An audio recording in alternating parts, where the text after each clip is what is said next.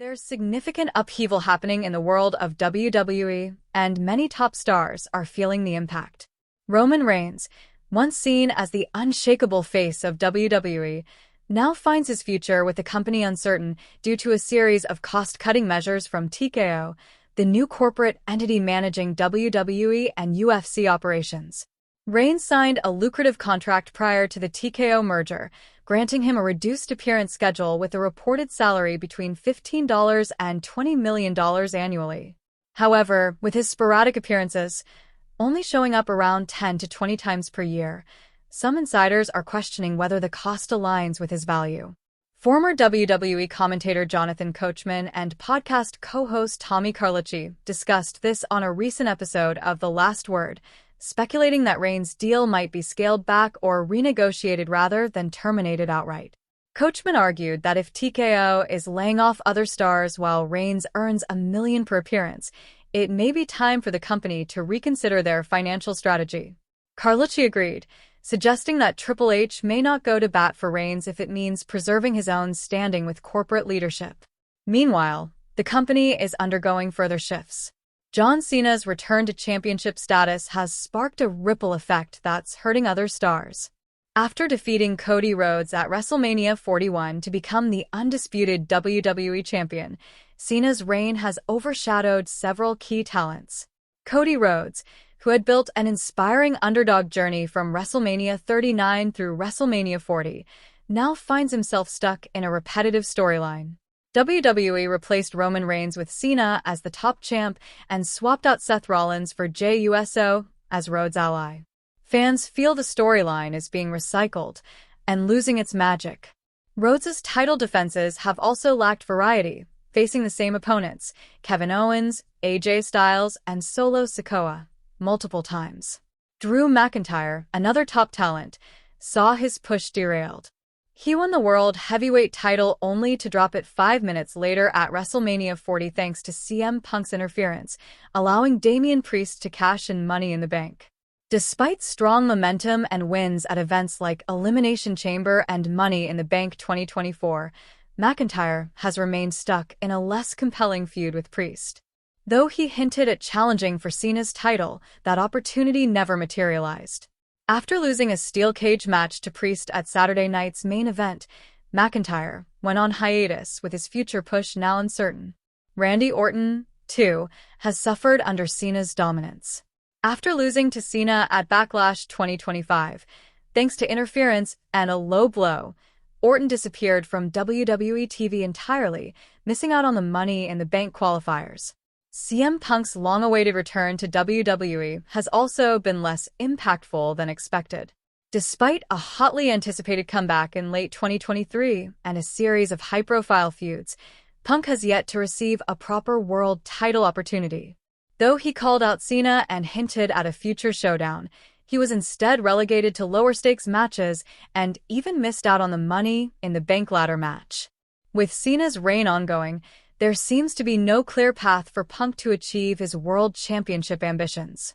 Outside the ring, Vince McMahon made headlines by selling a substantial portion of his TKO stock, roughly 1.579 million shares valued at $158.32 each, for a total of approximately $250 million. This sale, made to Endeavor, the company behind the TKO merger, was disclosed in a June 4th SEC filing and pushes McMahon's total stock sales beyond $2 billion. Though he stepped down from TKO's board in January 2024 amid legal troubles, McMahon has not retreated from business. He's now focused on a new investment firm, 14th and I, which aims to support ventures in sports, entertainment, and media. Former WWE executive Brad Blum is president of the firm and has expressed their interest in everything from buyouts to growth investments. Meanwhile, talent contracts are under heavy scrutiny.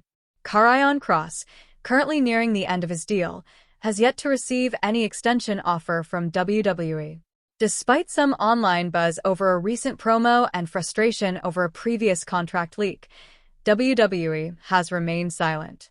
Kross voiced anger over his personal information being shared without consent, especially in light of other recent releases. As his contract winds down, there's no word on whether WWE will keep him or cut ties. Similarly, The Miz is rumored to be exiting WWE following the departure of longtime tag partner R-Truth, whose contract wasn't renewed. Following this, The Miz unfollowed WWE on social media and erased references to the company, triggering speculation that he could be next on the chopping block.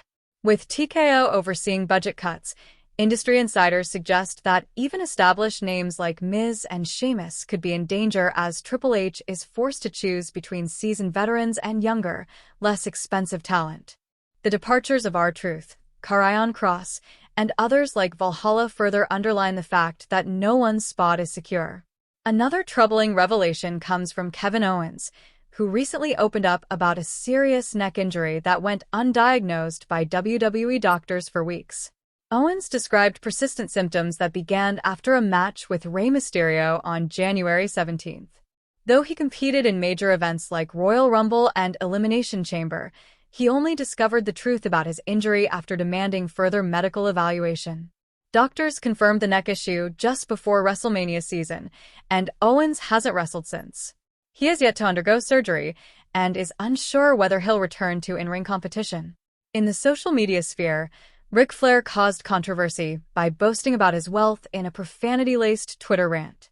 The 76-year-old wrestling legend claimed he earns $3 million annually and has spent more on spilled liquor than most people make in a lifetime. His tirade followed backlash over comments directed at Jim Ross, leading many fans to accuse him of being egotistical or even intoxicated during his tweets.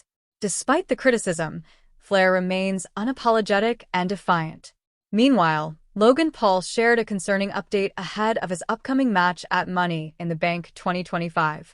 The influencer-turned-wrestler posted an Instagram clip, possibly tied to a Prime commercial, in which he appeared to injure his tailbone after a fall. He captioned the video with a lighthearted comment, but left fans questioning whether he'll be fully fit to team with John Cena against Cody Rhodes and Jey Uso.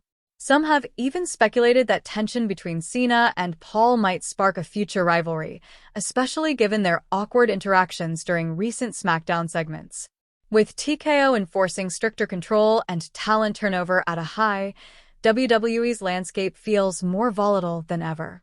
From financial shifts and contract uncertainties to backstage drama and real injuries, the company appears to be entering a period of major transition.